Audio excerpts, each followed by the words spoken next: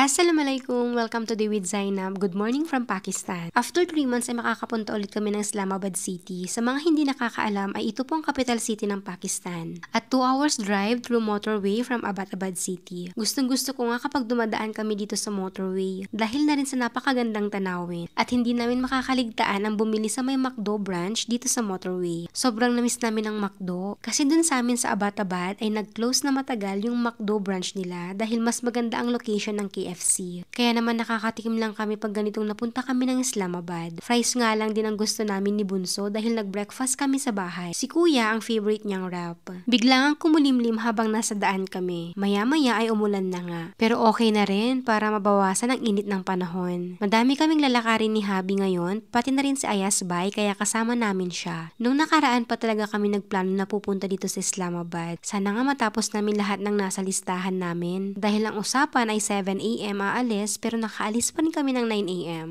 Inuna na naming puntahan ang Federal Board dahil may i-inquire si Habi at Ayasbay. Bukod sa NADRA office nila dito sa Pakistan, ay ngayon lang din ako makakapunta pa sa isang government department. Naalala ko nung nasa Pinas ako mula pagkuha ng NBI, police clearance, sa PSA at kung ano-ano pang mga government documents ay talaga namang ubusan ng lakas sa pagkuha ng mga yun. Napakahaba ng pila, tas pabalik-balik pa. Unlike dito sa Pakistan, ito yung isa sa mga nagustuhan ko. Grabe, believe ako sa bilis ng mga transaction. Ewan ko sa iba pero sa experience ko kasama si Habi ay less hassle talaga kumpara sa Pilipinas. Napaka-cooperative at maayos kausap ang mga government staff. Dito nga ilang linggo lamang ay nakuha ko na ang aking Pakistani origin card. Register na ang marriage namin ni Habi. Iniisip ko, paano kaya pag sa Pinas? Ang sunod na pinuntahan namin ay sa Allergy Hospital or sa National Health Complex para kumuha ng vaccine for Kuya. Matindi kasi ang allergy talaga niya sa mga alikabok at pollen trees. Na-amaze ako dahil sa mga lugar na ganito ay hindi sila sa crowded area matatagpuan. Para ka lang nagdadrive sa isang subdivision sa atin. Si Habi na lamang ang nagpunta at kami ay naiwan na lamang sa loob ng sasakyan. First time ko ding makakita ng Suzuki dito sa Islamabad o ang pinaka-jeep nila dito. Napaka-colorful naman at iilan lamang ang kakasya. Hindi ko lang sure if iisa ba ang rota or iba-iba din. Wala akong naririnig na nagsisigaw para magtawag ng pasahero. Wala ding mga nagpapatugtog. Napaka-smooth at tahimik lamang. Saglit nga lang ay bumalik na si Habi. Kaya naman dumiretso na kami para sa susunod na lalakarin. Another department para naman sa update tungkol sa apartment na pinapakonstruct ng mga biyanan ko. Habang nasa biyahe nga ay natutuwa talaga ako dito sa Islamabad. Hindi ko talaga maisip na ito na ang capital city ng Pakistan. Kasi napakadaming puno at halaman sa paligid. Malayong malayo sa typical na sentro ng isang bansa. Hindi crowded, hindi overpopulated at walang pollution. Ito lamang ang capital city ata na madaming bundok na nakapaligid. Maya-maya nga ay biglang tumahimik ang mga bata.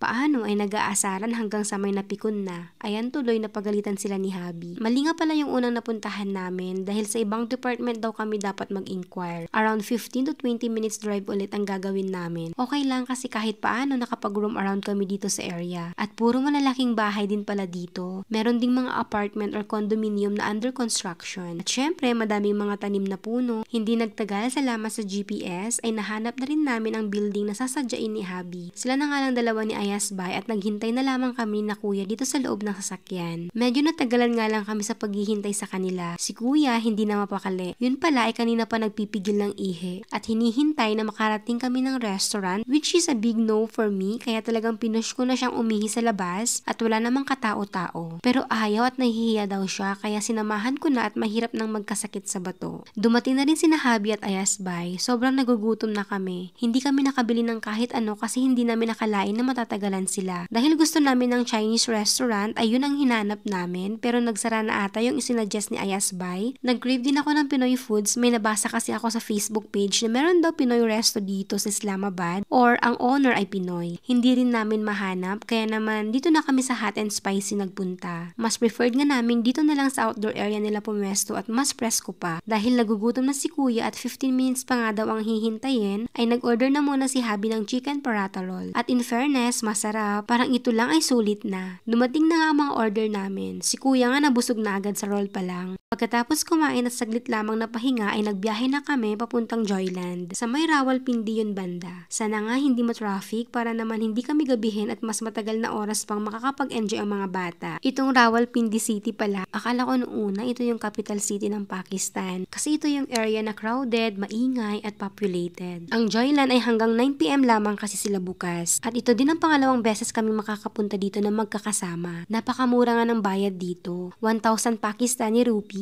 or 200 pesos lamang ang bayad ay unlimited rides na. Na-enjoy ko ito nung unang beses na punta namin. Pero ngayon, hinayaan ko na lamang ang mga bata ang mag-rides. Magdidilim na rin na makarating kami. Pero masusulit pa yan ni na kuya. Naalala ko dito yung sa Star City, Riverbanks Marikina at Global Village sa Dubai. Si kuya ang mas nag-e-enjoy dahil lahat pwede niyang sakyan. Unlike kay Bunso na may age at height limit pala ang mga ibang rides. Kaya nagkanya-kanya na muna ang dalawa. Ako na nga ang kasama ni Bunso. Sabi ko, sakyan niya lahat ng pwede niyang sakyan at huwag matakot dahil paano niya malalaman kung hindi niya pa masusubukan. Si kuya naman ay hindi na talaga namin mahagilap. May sariling mundo na talaga siya. Habang pinapanood ko nga ang mga bata ay parang ako ang nahihilo. Kasama din nilang kanilang mga parents. Maya-maya ay dumating na ang kuya at siya na ang sinamahan ko dahil si Bunso ay nagpunta na kina Habi. Gusto daw niya ang bump car kaya naman si kuya ay sumubok pa ng mga ibang rides. Yung iba dito ay open na kasi nung nakaraan ay may mga under maintenance pa. Pagkalipas nga ng ilang oras ay kailangan na namin magbadali dahil babiyahe pa kami pa uwing Abbottabad City. Kaya naman bago pa magsara ay umalis na kami ng Joyland para makapag-dinner din muna. Dumaan nga kami ulit ng McDo dahil nag-crave na naman ako ng fries and vanilla ice cream nila. Ewan ko pero gusto ko talaga ang combo na ito. Ang cute, color green yung cone nila dahil siguro sa Independence Day. Hindi ko lang sure. Hanggang sa muli, Allah Hafiz!